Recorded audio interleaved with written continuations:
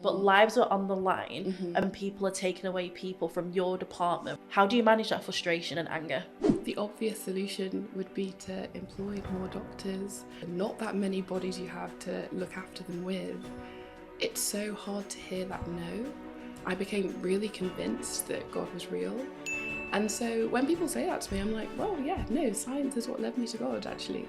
God invented science. And I went to Oxford, studied there for 6 years, did my first 3 years science of medicine. Often seen within paediatrics, which is child abuse. How do you manage that?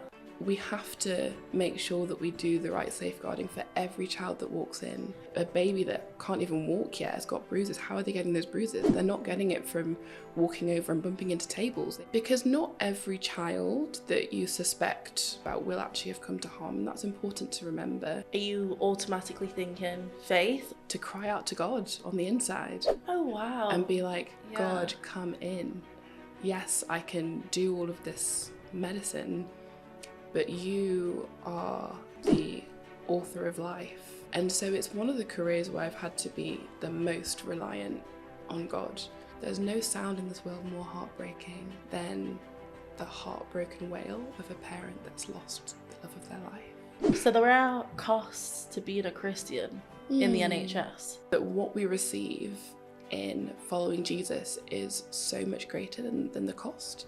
I care so much about the well-being and health of people and children. And then you're in a system where I could know 10 times the amount that I currently know, and still it wouldn't be enough to make sure that every child is getting the care that they need, because there's just not enough of us. Basically, schools need to incorporate that into education. Why do you stay even after everything?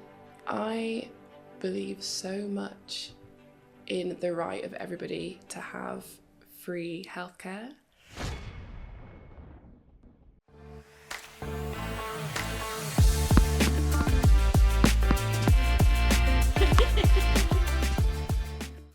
Hello and welcome back to Christian Catch Up. I'm your host, Chloe Knight, and today I have an amazing woman next to me.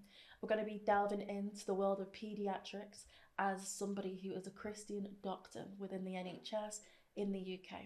Now, without further ado, ladies and gentlemen, please welcome Dr. Georgina. Hello, how are you? I'm well, how are you? I'm good, thank you. I'm so excited to see you. I feel like we only seen each other Sunday, but Honestly. I'm a bit like, where have you been? So happy to be here, girl. Thank you. So for those who don't know you, of course, we know each other through church and we've just seen each other through things like conferences. But introduce yourself. What is it that you do? What's your job title? Things like that. Well, I'm Georgina Ndukwe. I am a paediatric doctor. Wow. Specifically, I'm now in the world of neonates, so newborn intensive care, and that's what I'll be doing for the rest of my career. That's what I do. I work in Bolton, and yeah, it's a great time. So what's like your day-to-day role like? So on the neonatal unit, I don't know if anyone's familiar with the idea of a NICU. Or have had experience of being on there before. The big room with like all the tiny incubators of all the tiny babies. I've not been in there, but I've seen it on like dramas and everything like that. Yeah. No, it's a real place, and I am part of the team of doctors that make sure those babies like get as healthy as possible and get out of the hospital healthy. That's my job. It's like no easy gig being a doctor, especially Literally. The kind of doctor that you are. So tell me, how did you get to the position that you were? What did you study? What did it look like? Yeah, so I'm from Manchester, and then I left for medical school and I went to Oxford.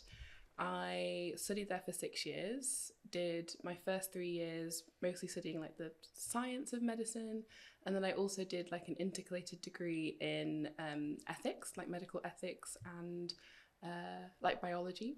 And then I did my last 3 years purely clinical medicine, got some amazing opportunities to go abroad to South Africa for paediatric placements, and just fell in love with it completely and utterly. And I kind of always knew that paediatrics might be the thing that I would be interested in. Yeah. My mum used to be a foster carer, so she became a foster carer when I was 14. Wow. So I was constantly around like little kids and just knew that a career that had children in would be like my biggest dream. What was the cost that nobody really sees when it comes to being a doctor behind the scenes, would you really say? There's a lot of cost that people don't see, a lot of personal sacrifice.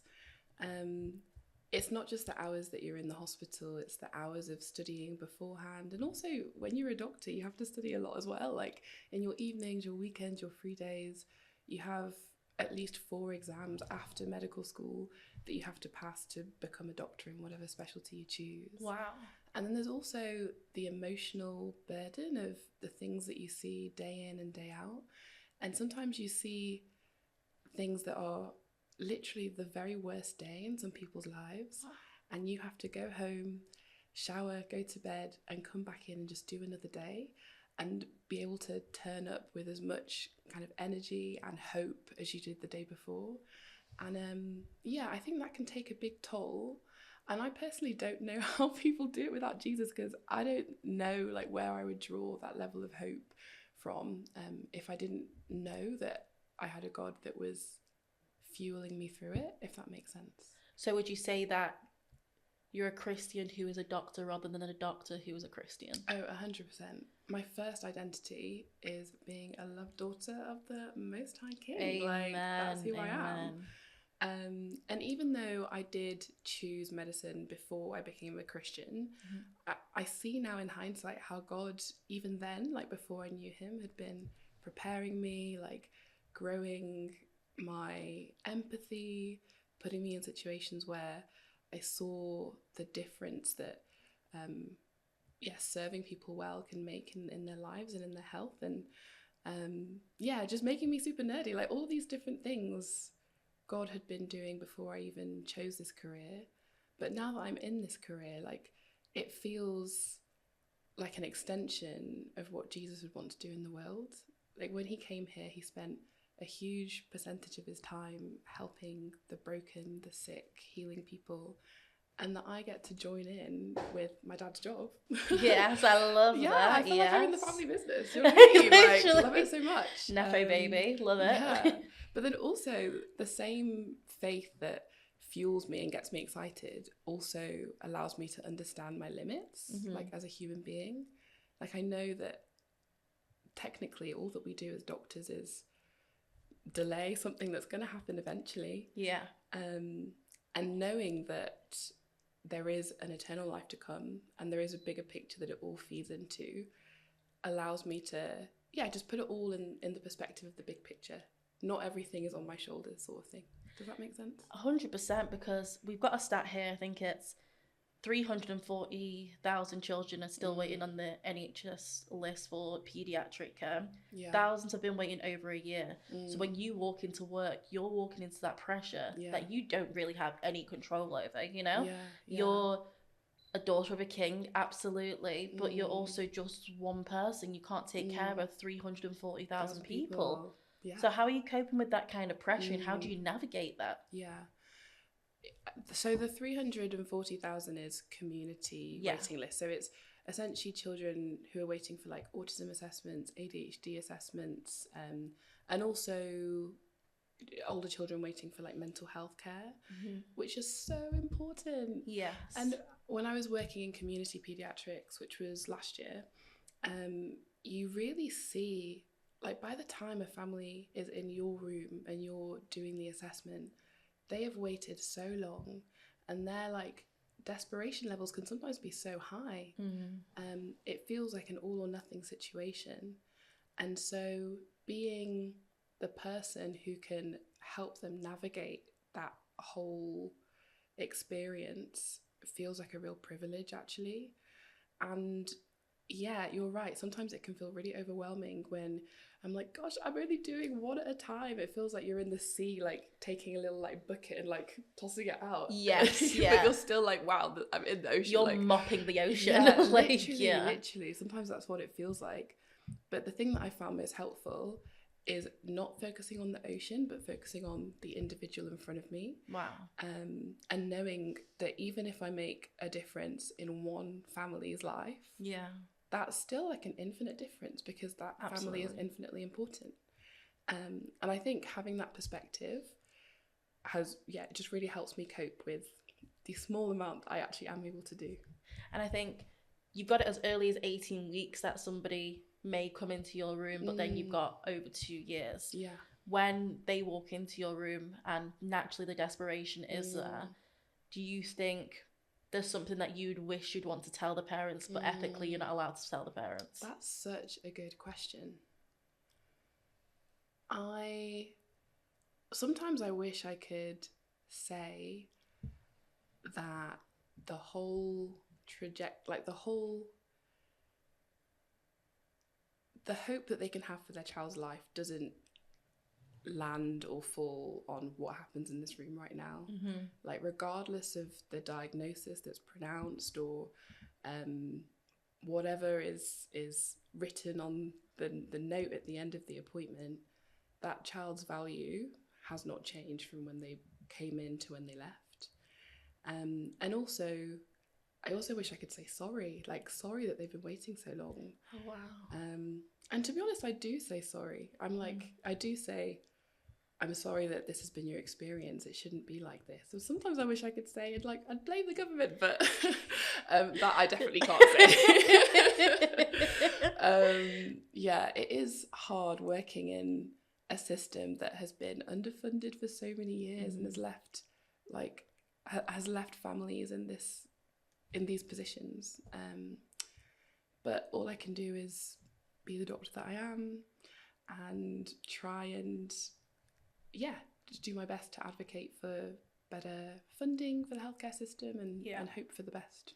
Because you're right there, if we pick up from what you've just said, the underfunding, because departments are running around roughly a 20% deficit. And it's true. Yeah. So that's got to feel dangerous because you are in the medical field. Like, a lot of us can run at a 20% deficit if we're in different industries, but lives are on the line and people are taking away people from your department, which is causing people to die or just go into really bad situations and have babies in the NICU. Yeah. How do you manage that frustration and anger? Girl, what a question. I will say, it was definitely worse on previous jobs. So now that I'm in the field of neonatal medicine, all the data shows that the understaffing is not as bad as in wards where doctors are expected to staff both the general paediatric ward, so kind of older children, and the neonatal unit, which used to be me. Yeah. That used to be me. And the understaffing is so real. And it's so frustrating because the obvious solution would be to employ more doctors. And when we're like, please, can you make more jobs? They're like, nah, not needed. And you look left and you look right and you see the number of patients you have and the not that many bodies you have to look after them with. It's so hard to hear that no. And the other thing is that when you're actually at work, when you are one of the 80% that's there, it can feel so unsafe and dangerous, and you don't go to medical school hoping or expecting for every moment of your day to feel borderline unsafe. You go to medical school to train yourself to be the very best doctor that you can be and offer the very best healthcare. And so trying to learn to navigate the fact that no matter how good of a doctor I am, I only have 2 hands and 2 feet and 1 body. No matter how good of a doctor I make myself, I can be limited by the fact that the staffing just sometimes isn't there. So we've already covered there's 340,000 children sitting on the NHS waiting list. Yeah. There's 18 weeks to up to 2 years for assessments with autism and speech therapy, up to 20% with staff in deficit, and then on top of that, when they come into your room, over a third of paediatricians are saying that they've already seen long-term effects that they can't undo at this point. And it's because the system's failing and you've got to pick it up. How are you managing this at this point? The only way that you can, Jesus. Which is one patient at a time, and making sure that from the very point that they see you, that the story changes, and that you make sure that they get every ounce of support that they need and deserve, all of the occupational therapy and language therapy and educational support and family support that their diagnosis means that they need, it's my job to make sure they get. And it's also my job to have hope that the help that we can give them from this point on will make a difference.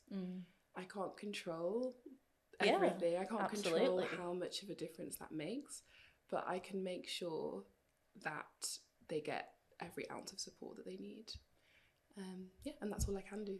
Wow. So you are open about your faith. I mean, when we've caught each other in passing at church events and things like that, I remember at a recent conference that you'd mentioned that you'd actually walk into work with maybe a t-shirt like you have on now that says Galatians on it. So it's no secret that you're a Christian. But in an industry where it's so science focused, do you find that there's underlying tones of judgment from other people around you within the same field? Really good question. I actually think there's quite a lot of people who have faith in medicine. It's a very scientific field, and I do remember at medical school, sometimes people would be like, how can you be a Christian and also like have this love for science? Yeah, because I feel like that's what all of us are thinking, like what's going on here, like what we missed. It's so funny though, because for me science was the way that I came into faith. Like I think I started mentioning before, but I was really big into theoretical physics and evolutionary biology before I was a Christian, and kind of thought that the more I learned about that, the more I'd be able to prove that God didn't exist. And then realizing that the universe had a first cause and that all of the laws of the universe are balanced as such to allow intelligent life to develop, I became really convinced that God was real. And so when people say that to me, I'm like, well, yeah, no, science is what led me to God, actually. And there's so many amazing like Christian scientists, amazing Christian physicists and mathematicians. John Lennox, for example, he was the chaplain at the college at Oxford that I used to go to. Wow. There are people in the scientific field who really love Jesus. God invented science. Like, it's not his enemy. Amen. Nothing that he can't handle. Nothing that he can't handle. And I really genuinely believe that there's nothing that science will ever come out with that will disprove God, because obviously I believe that God's real. Yeah. It will all just point more towards him, and that's been my experience. In terms of judgment at work, I think there's not much that can't be cured with a healthy dose of humility. And so because I tend to speak about my faith, I'm not like a very like, you're going to listen to me right now and agree with everything I say sort of person. Yeah. I think people find it quite disarming. And I think that Jesus really did model to us how to have conversations about faith with like gentleness, humility, genuine curiosity, like asking the right questions at the right time. And I think that has meant that I've been able to have really good conversations with colleagues about faith in the workplace, in a way that they feel respected. So yeah. So the next thing we're going to be delving into is a very troubling topic, which is often seen within paediatrics, which is child abuse. And that is something that is hard to manage emotionally, spiritually, but physically as well. There's a lot of paperwork that goes into it, and people think, oh, okay, you've just got to write paperwork out and refer them to X, Y, and Z. That's not the case. There's a kid that's being harmed or at harm. How do you manage that? Child safeguarding is one of the most emotionally difficult parts of the job by a country mile. Fighting disease feels different from fighting like evil. Yes. I think my experience with it all began before medicine, in that my mum was a foster carer, so I had seen from an early age the effects of what evil against children can look like and can have. In the world of medicine, in the world of paediatrics, being involved in child safeguarding myself, it's a very difficult thing to do, and it requires a lot of really difficult conversations. when you suspect that a child has been harmed by a parent or somebody that brings them into the hospital, your priority is making sure that that child now has a place of safety and not sending them off into a situation where more harm can occur. But that involves some really tricky conversations with parents because... So walk me through it. Yeah. What's it actually like? Like, I'm just saying, like, Gavin and Stacey. Yeah.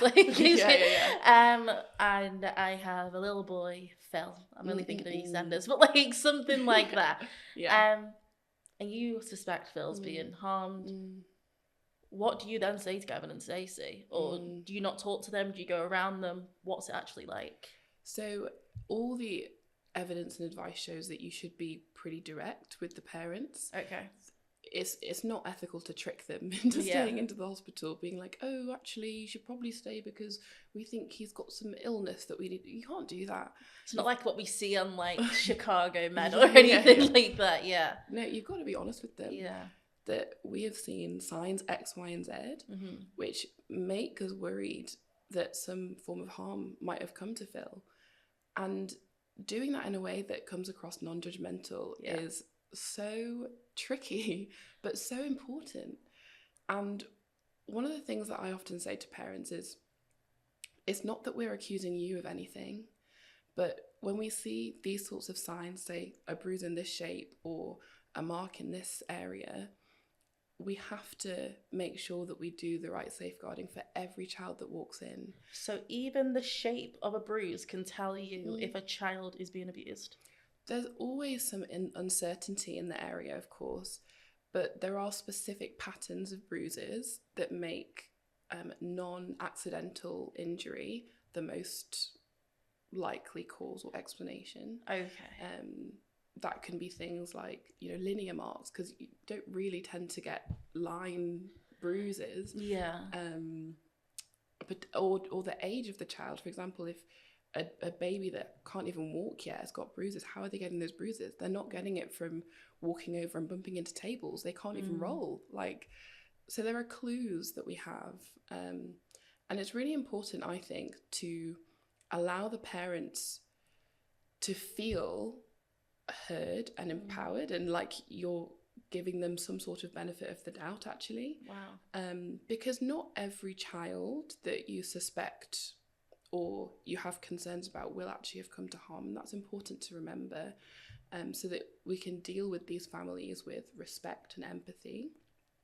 But what I like to do is at least try to invite them into our thinking and allow them to almost be a part of the medical team in saying, okay, so yes, we're not saying that you necessarily have done anything to Phil, but say the next child and the next child and the next child and the next child comes in who's actually had something done to them. We as a hospital need to have a system that will make sure that those ones are picked up. And so by agreeing to stay overnight and have the investigations that we need to have in order to investigate whether or not this might actually be a safeguarding issue, you're actually helping those 4 or 5 next children who actually have been harmed. Wow. Because you're helping us implement a safe system. And I think just inviting them to feel like they're doing, which they are, doing something to not just help their own child, but other children out there can be a really powerful way to convey the importance to parents. What resistance are you facing though? Because it's not an easy conversation to have, and you're a bit like, I'm absolutely not doing it, regardless if they are or they're not. What resistance do you usually see coming from the parents or the guardian? Is it anger? Is it like shut down mode? Tell me what the resistance that you usually see is. The interesting thing is that in my experience at least, the parents that have the most resistance usually end up being in the situations where harm has actually occurred. So it's an interesting one, but the resistance of like, no, I'm absolutely not doing it, I'm not staying, can often be an indicator in the opposite direction than the parent probably wants to indicate. It's very ironic. Yes, there's a lot of anger, there's a lot of pushback, there's a lot of kind of mistrust and accusation that gets thrown back at you as a doctor because they feel that maybe mistrust and accusation has been thrown at them. So it's very uncomfortable. Like, me as a human being, I'm not a very confrontational or like... You seem like the gentlest soul ever I can imagine, but that's like a huge conversation to have. But yeah, you do have to be direct. And I think it's taught me really important life lessons for how to be kind of clear and boundaried and direct. And yeah, I think it's taught me a lot of lessons of how to have tough conversations well. There's a personal aspect there, and then there's like following hospital policy, for example. Have you ever been torn between the both of them and thought, I'm so close to ignoring this hospital policy because everything inside of me is saying to do X, Y, and Z? Do you know what? It's not so much hospital policy, but like the thing that comes to mind is the times, say I'm in A&E, like paediatric A&E, and I have a child come in with a parent that I've witnessed physically, like smacking them within an inch of their life. Wow. I've had to refer to social services, and then social services come back and say, oh, but it's not left a mark, so just let them go home. I'm like, well, it was 5 minutes ago, so I don't know how a mark would have formed in that time, A. Literally, yeah. And if they're willing to do that in front of a healthcare professional, what are they willing to do to that child at home? Wow. And those are the situations where I just feel so uncomfortable following the system of being like, okay, see you later. And there have actually been times where I've escalated it to our local safeguarding teams, safeguarding consultants, because I'm like, no, I'm not sending that child home. Yeah. And then in situations where down the line things have happened where a child and a family does have to go home, where you still feel uneasy that something untoward might be going on in the background. Those are the ones that I find most difficult. And those are the ones that I probably still pray about to this day. When you see a critically ill child and seconds matter, are you automatically thinking faith, or are you thinking, okay, I need to get stat and this injection? What automatically comes to you to think this is going to be the thing to save this child? Yeah, I love that question, because I think I've been on a bit of a journey with it. Yeah. All through my career, I'd be like, right, okay, we need to get a saline bolus, we need to get this, we need to get that, we need to just like do it all. But I feel like the further I've gotten in my career, the more automatic the medical stuff has become. You can kind of coordinate a resuscitation on autopilot almost, because it's a protocol that you just know inside and out, which then leaves brain room to cry out to God on the inside. Oh, wow. And be like, God, come in. Yes, I can do all of this medicine, but you are the author of life. Come in, knit together the wounds that I can't reach. Remove the bacteria that these antibiotics can't get to yet. Come in and be part of my team. Or rather, let me be part of yours. So for me it's both, very much so both. And I almost think that's why I was drawn to neonatal medicine, which is newborn intensive care, because it's one of the specialties where it's hard. It's really hard, and not everything that you can do can have as much of an effect as you would like. And so it's one of the careers where I've had to be the most reliant on God. Wow. I pray before every cannula now. And the funny story with that is that I remember there was one time that's really difficult to cannulate, which is when you get IV access to give medicine through a drip. Really difficult to cannulate baby. You can imagine their veins are like hairs. And the team was on like the 5th, 6th, 7th attempt. And I remember getting the cannula in, walking away and joking to a colleague, being like, oh, I prayed before that 7th attempt. And then I didn't realise, but the mum was walking past, she was like, pray before the first one next time. And she's on board. I took that literally. I pray before every cannula, I pray before every procedure, because I know that I just need God with me the whole time. So you do operations as well? It's not operations in a theatre, but it's procedures like... where you have to wear basically theatre scrubs, Yeah. but you're doing it in the NICU to put things like central lines and stuff in. So they're quite complicated procedures. Wow. But yeah. Has there ever been a case that's broke your heart and it's just shook your theology of what you thought you knew about your role? Wow. The immediate thing that came to mind when you said broke your heart was the wail of every mother, of every child that we have lost. There is nothing in this world, there's no sound in this world more heartbreaking than the heartbroken wail of a parent that's lost the love of their life. And every single time that happens, God and I have a real conversation of why. And the more that I have become comfortable with being honest with God about my emotions and honest with God about how difficult those things are, the more God has allowed me to see that he loved the world enough to become a human being. Jesus came in flesh, ready to enter into our suffering. And so whatever the reason is that suffering still exists in the world, it can't be that he doesn't love us. I can't say that I know the answer, that I can't say I have every answer or know every time exactly why God has allowed something to happen, but I know the reason it isn't. And the reason it can't be that he doesn't love us, and it can't be that he doesn't want to come alongside our pain. Is there anger there after it all? 100%. And I think I'm not the best with allowing myself to feel angry, just in general. And often I have a pattern of internalizing anger and being angry at myself, and it turns into sadness, blah, blah, blah. But I think one of the real lessons that I've learned through like reading the Psalms and spending time with God and getting to know him better is allowing that internalized anger to be presented to God honestly. Yeah. And God is big enough to hold our anger, actually. It doesn't make him afraid.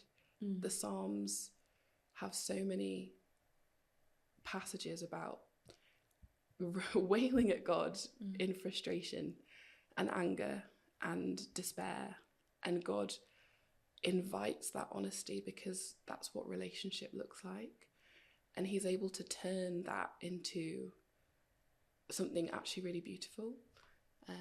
So yeah, there is anger.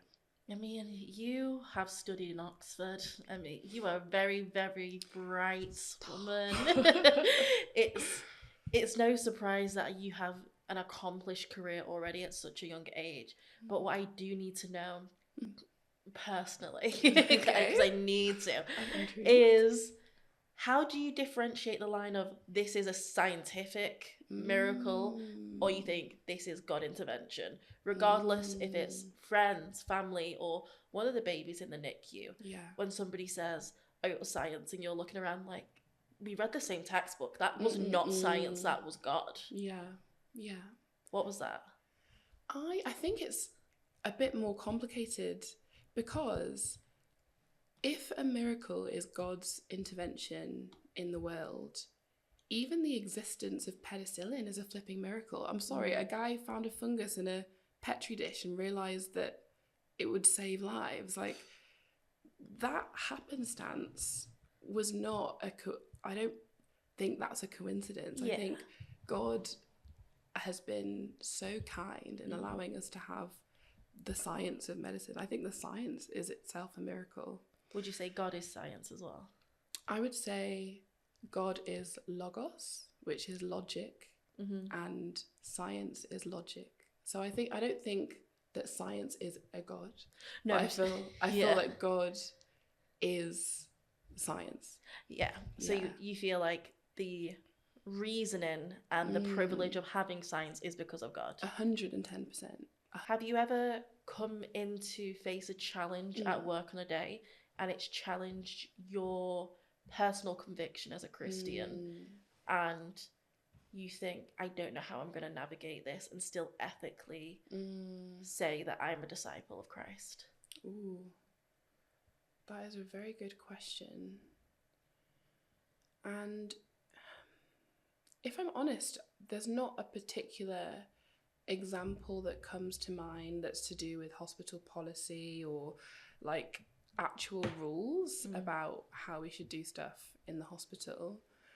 But I do think that there are some ways that we're expected to behave where that definitely does happen. I think particularly in the world of neonatology and newborn intensive care, one of the reasons I came into the field is because I was so impressed by the consultants. Like, they are so smart. They're some of the most, frankly, intelligent people in the hospital. So I think about you. Stop. Like, what? But I would see the way they think about things. I was like, I want to be you when I grow up. Wow. But sometimes what comes with being the most intelligent person in the hospital is unfortunately knowing it. Yeah. And sometimes what that can breed is a culture of, I don't know, intellectual hierarchy, or very much wanting your point to be put across more than somebody else's, or accidentally silencing other people's voices, or leaning into the fact that you're intimidating and intellectual. Do you think they care more about their point being right than the outcome, what's best for the patient sometimes? Sometimes I sit in meetings and I wonder whether that's what's happening in their hearts. Yeah. I don't know if that ever happens to you, where you can just see the story of the gospel at play in something. You're like, oh, actually, I think you've maybe idolized. Yeah, the discernment in you is shaken, and it's like, how do I navigate this without escalating it? Because it's not about me or my personal convictions. To then add it on top, it's about the baby Phil, and I need to be like, oh, okay, like, let's all just chill out. And I don't know the answer to medical school, but all these kinds of things, and it's hard. So I can't imagine when you're really doing it in real life, how you're navigating that. Because the temptation is, well, if you're gonna be loud, I have to be louder. And the temptation is to lean in to that whole culture of I guess like self-elevation. And so trying to navigate the world of being a doctor, particularly in a really intense field, and rejecting self-elevation and embracing concepts like humility, preferring others, no favoritism, all things that the New Testament commands for us. Sometimes that can feel like a real choice, and it can feel like maybe my career will suffer for this, but this is more important, actually. So there are costs to being a Christian in the NHS? Yes, it depends the angle that you look at it. Because yes, there is a cost perhaps to how quickly your career would progress if you're not going to shout over other people, and it takes people longer to notice or realise that you do have wisdom about your field. And it does maybe take longer for you to get certain opportunities. But I really do believe that what we receive in following Jesus is so much greater than the cost. So yes, there's a cost, but the winnings are greater, if that makes sense. Amen. That's so good.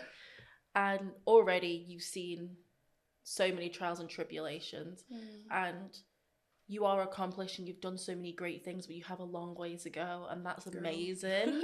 Because it's exciting though, because you get to see all these amazing miracles happening. You get to contribute, and I think being a Christian in these kinds of fields, you allow yourself to be an open vessel, and you literally die to your flesh and say, God, use me however you see fit.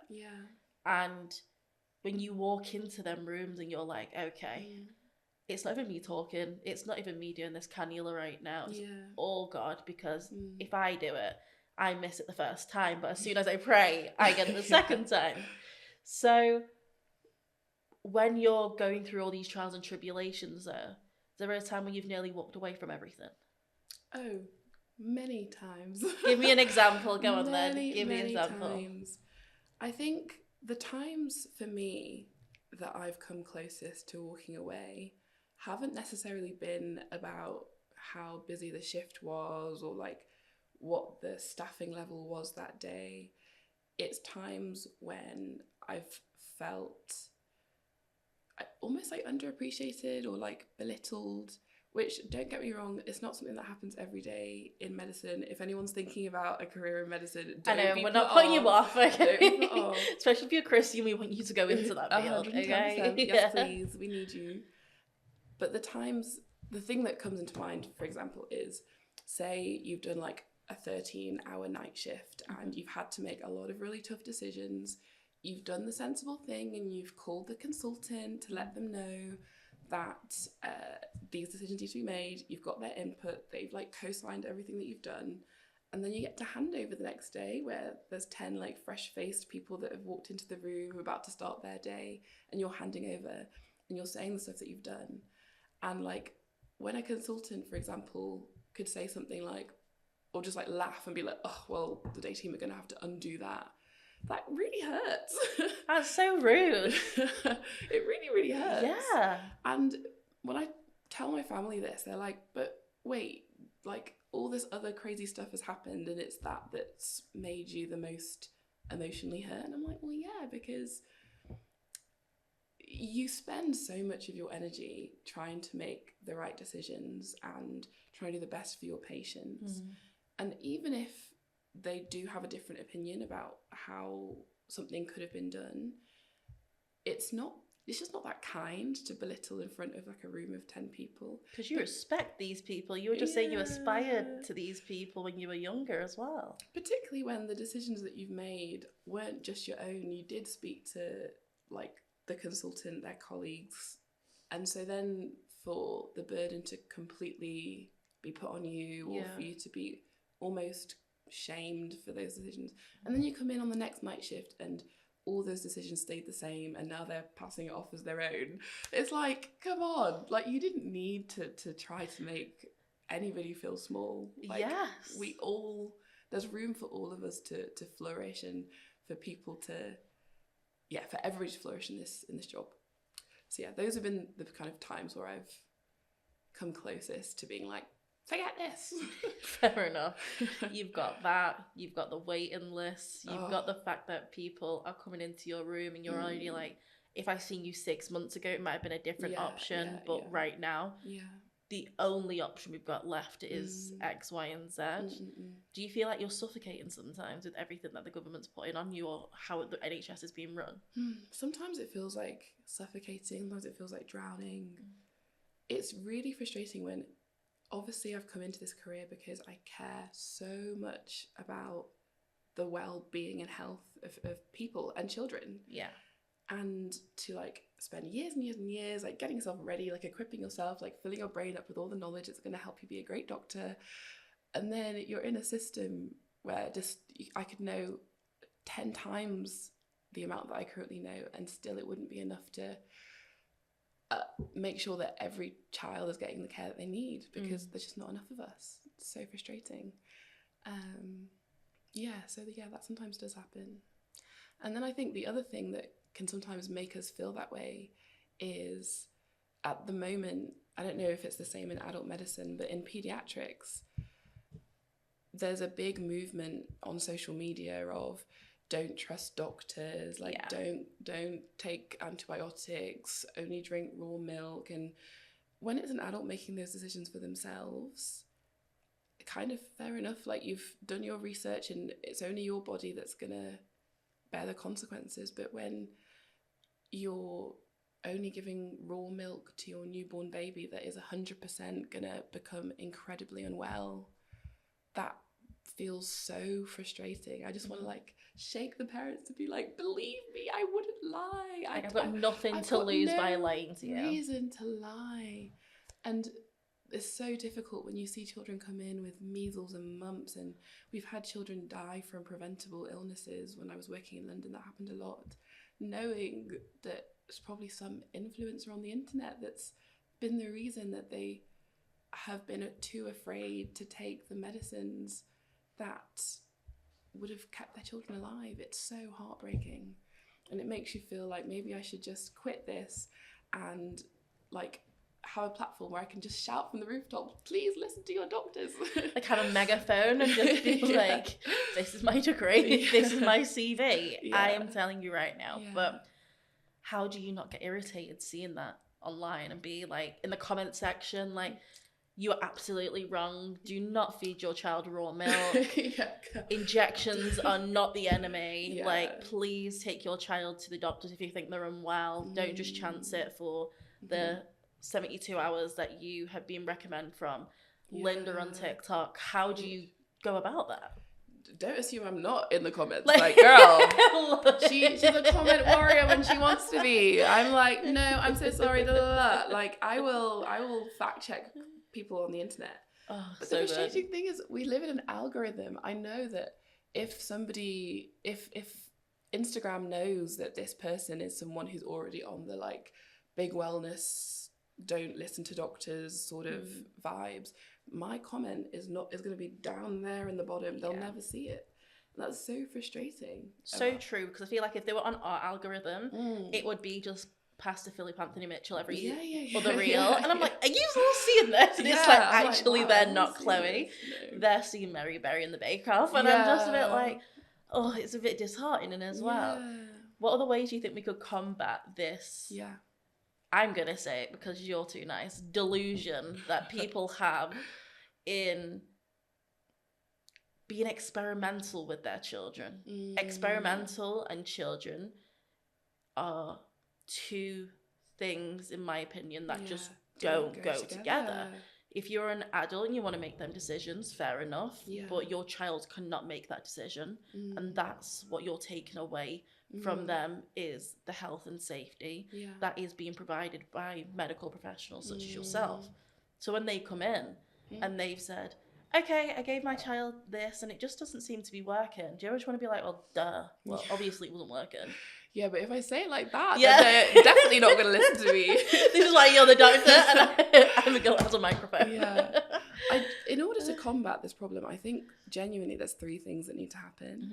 The first is better information, like better education of the general public about things like vaccines or like... Oh, how can we do that though?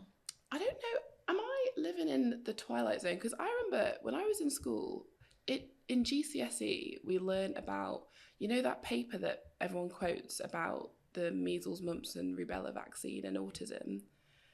Well, there's like a paper that was put out by this guy who basically came up with his own vaccine that he wanted to sell. So he took literally like 60 kids and he chose the ones that had autism and had the MMR vaccine and was like, wow, look guys, 100% of them had autism, when he'd specifically only picked those ones. And so we learnt about that in school, to be like, you need to understand why people might have bias in research, why people might make false narratives to delusion.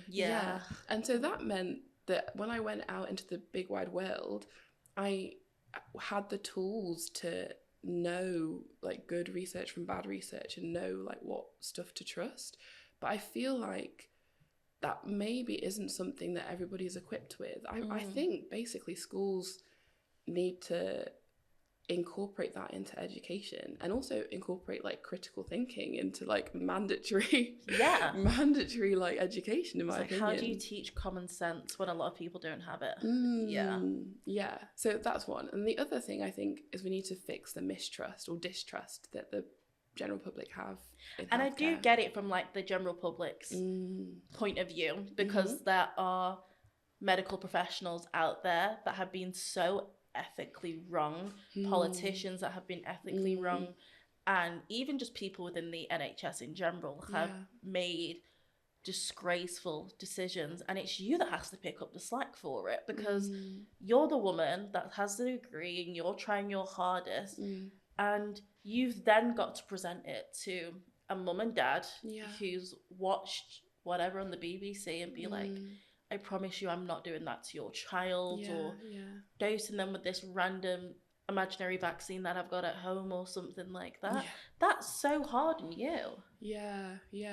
It it creates a lot of responsibility. There's a lot of work you have to undo in that consultation room. It can be really difficult. So behind the scenes, and there's a lot of political sound bites that are out there, like don't trust doctors, like we've already said. Yeah. What are you all talking about in the staff room when all these things are going on the TV? Don't trust doctors, and you've seen that this person in a, I don't know, somewhere in Scotland in a hospital's done X, Y, and Z. How are you managing that? Yeah, I think there's a general sense of almost grieving. Like, Wow. It's so hard to feel sold out by the government that you're kind of technically working for. And it's so easy to see from our perspective how there seems to be an attempt to create like almost enemies between the general public versus doctors. Yeah. And so I like the fact that we as doctors are talking about it, because what it means is we can stop ourselves from seeing the reverse and like seeing the general population as our enemy, because it's not. They're the people that we're here to serve. But I do think that there's been years and years of underfunding because sadly we've lived through lots of governments that don't really want the NHS to exist. They don't want to have to pay for free healthcare for everybody. And so, it's our job to protect that as long as we can. And finally, if I had to put it in a general consensus, why do you stay even after everything? I believe so much in the right of everybody to have free healthcare. Wow. That's the reason I stay in the NHS. That's the reason I intend to stay in the NHS. I think health is defined as physical, emotional, mental, spiritual flourishing.